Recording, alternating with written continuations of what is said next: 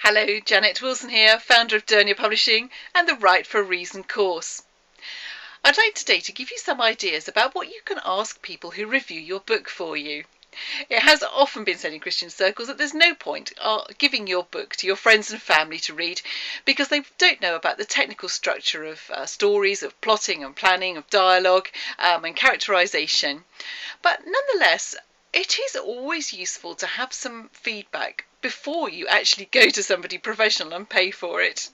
So here are 3 things that you could ask your friends and family when they're reading through your manuscript that would actually be really helpful. The first one is, at what point did you put the story down? Of course, our object as writers is to write stories that are so gripping that people don't want to put them down at all. And of course, there are times when people just have to put the story down because they've got to get on with something. But if there is a place when people say, oh, I got to such and such a scene, and there are several people who say the same thing, it could be useful feedback for you.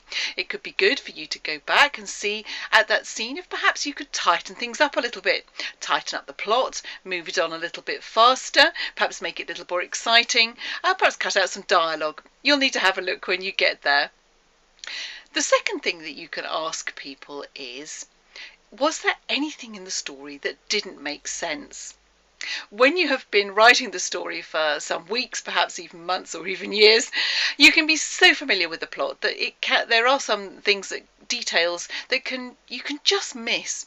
So it's useful for people to look back and be able to say certain things, perhaps that some characters didn't act in character, or the timing wasn't quite right, or anything else that didn't make sense. And then you can go back and change those things before you send it off to your manuscript criticism service.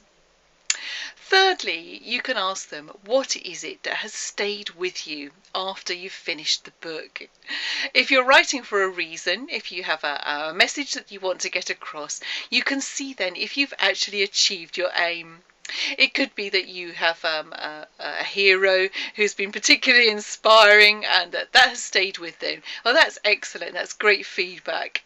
And if you find that your readers haven't really remembered what you really want to get across, you might like to go back and check your theme and see if there's anything else that you can do.